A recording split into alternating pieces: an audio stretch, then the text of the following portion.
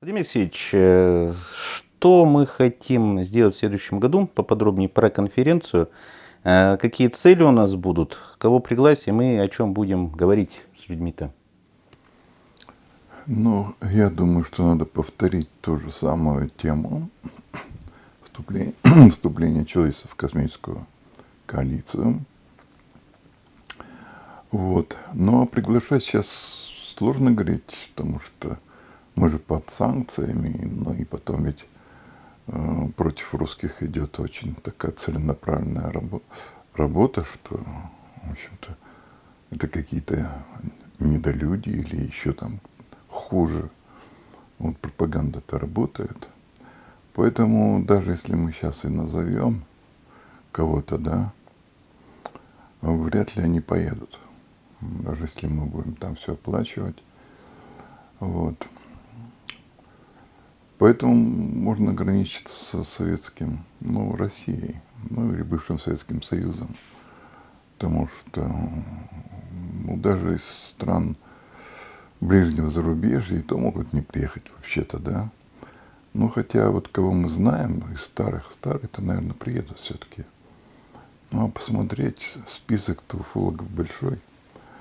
Вот. Ну, и тут в Москве у нас ведь много друзей, которых можно пригласить было бы. Вот. Ну, посмотрим.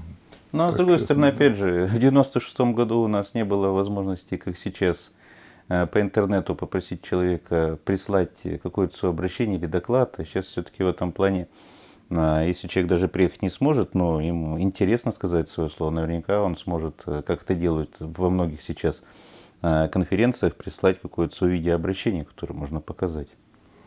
Ну, это да, это выход в какой-то степени. К сожалению, конечно, много вот старых людей, которые, уфологов, которые, в общем-то, ну, были пионерами в этой области. Сейчас уже их нет. Вот. А ну, современных я особо-то не знаю. Поэтому можно ориентироваться на старых, которые, ну, еще в силе, которые А из могут. старой гвардии только Ермилов сейчас остался еще в Ну, он Нижнем болеет Новгороде. тоже. Но, в принципе, там у него помощник Вадим был потом. Там вот девочки, ты уж я забыл фамилии. Ну, их можно пригласить. Адреса мне где-то сохранились еще. Да и с другой стороны, тут, наверное, мы можем обратиться к нашим зрителям, читателям и подписчикам, ведь многие люди действительно знакомы с этой темой и, возможно, захотят сами поучаствовать, сделать или доклад, или просто сказать какое-то свое слово в поддержку той инициативе, которую мы планируем сделать. Но это было бы идеально, конечно. Вот, ну, я думаю, можно еще и обратиться с какими темами, ну, хотелось бы, чтобы они там были озвучены на этой конференции, ну, тоже к читателям и зрителям обратиться с этой просьбой. Плюс у нас же в Москве есть русское космическое общество, с которым ты, наверное, как-то общаешься, коммуницируешь. Там же тоже есть Ну, люди, я был которые... там один раз, когда еще этот Галушкин был. Ну, то есть мы с ним как раз издавали его книгу, и он приглашал туда. Но организаторов я их не знаю сейчас.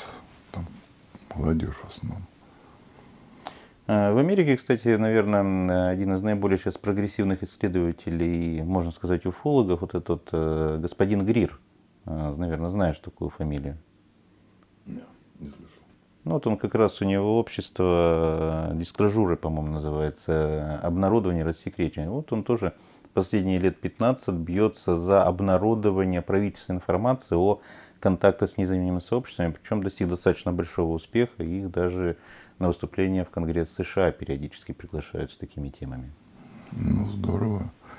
Но я бы вот, наверное, вот этот Каре, по-моему, у него, который участник космической тайной программы, ну и который, в принципе, первый начал озвучивать там, вот, с какими цивилизациями он встречался, кто нас там эксплуатирует и так далее. Его бы было интересно пригласить. Но он американец, не знаю, Америка же по пропаганде впереди всех. А вообще, Владимир Алексеевич, есть какая-то, наверное, методика? Ведь сейчас очень много людей думают, что они с кем-то общаются, а на самом деле ведь самая сложная задача человеку определить, общаешься ты действительно каким-то внешним источником, либо ты общаешься просто своим с подсознанием. Ну вот бывает у людей богатая фантазия, человек сам с собой общается. Вот есть какие-то методики, которые позволяют определить источник получения информации? Так здесь очень просто, когда человек начинает говорить от себятину, вот полностью, вот когда он говорит что-то, оно ни в какие ворота не вписывается. Это ясно, что это от контакта. А если это все в рамках современных иллюзий, хоть история, хоть наука, ну сразу видно. Ну, когда говорят, что там 30 там, световых лет, да куда-то лететь, наша галактика вся 30 световых лет, радиус ее. А тут про какие-то эти звездные системы, там 3000 называют световых лет. В световых годах ничего не меряется, в общем-то. Все намного проще. Ну, там парсеки, там, ну, такие расстояния. Так она, наша галактика не такая уж и здоровая, как нам рассказывают. Все же неправильно определяют. Уже на это можно ловить людей, что они не правы. Ну, а если уж говорить там по истории, что нам втирают, да, ну, у нас истории нет.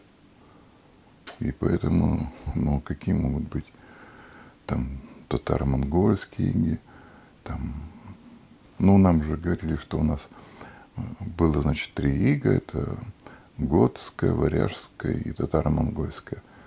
Готская там сразу до революции еще отменили, как антинаучная. Варяжская после революции сразу отменили.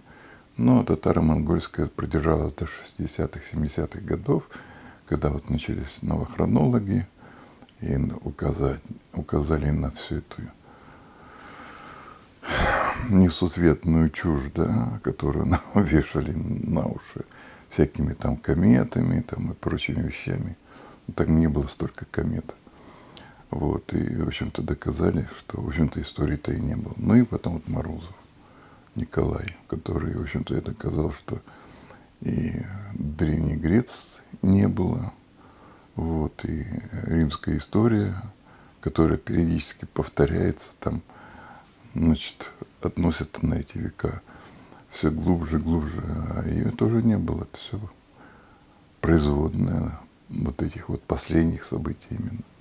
Ты имеешь в виду тот Николай Морозов, который в начале века Да, который 15 Иисус лет в Христос. Орешке просидел, Да. на основе работ которых, кстати, Фоменко-Носовский начали новых налогов писать. Да. Но вот который Иисус Христос написал. Да, Христа, вот его знаменитые 5 книг, Христа называется, Христос. Ну да. Но он тоже сразу неправильно писал. У нас же Крестос был. И вся Европа называет его Крестосом. Но нам уже Христос. Но у нас потому что произошло объединение крестьянства. Вот крестьяне это же ведь конфессия. Это не сословие, как нам стали говорить. Вот крестьянство объединилось с христоферианством и стало христианством. Вот. Но Христа такого не было, был Крестос.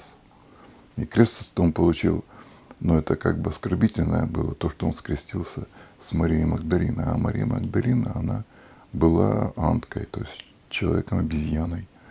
Вот и есть икона Вознесения Марины Магдалины, где видно, что она обезьяна.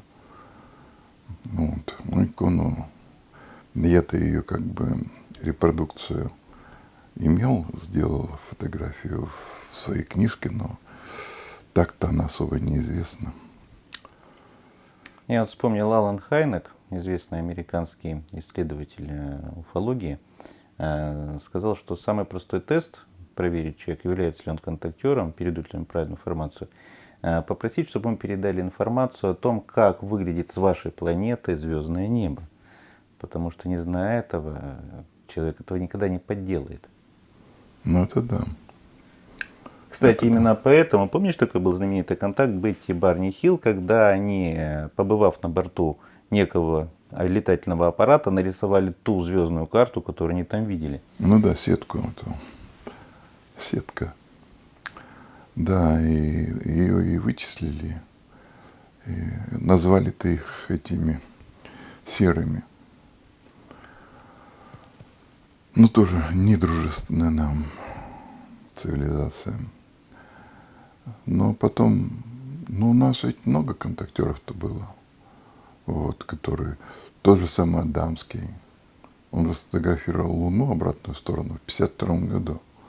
А у нас полетел когда спутник, ну, или ракета на Луну, сфотографировавшая, это 1957 год, обратную сторону Луна сфотографировала. И сначала нам все время говорили, что это не совпадает, что это подделка, потом все-таки признали, что совпадает. Ну, то есть он реальный контактер. Вот. Ну и потом же он, его когда с Америки-то очень выжили, да, он в Европе, в Нидерландах, по-моему, закончил жизнь. Он был королевским астрономом. Ну, то есть, в принципе, хорошо устроился. Вот.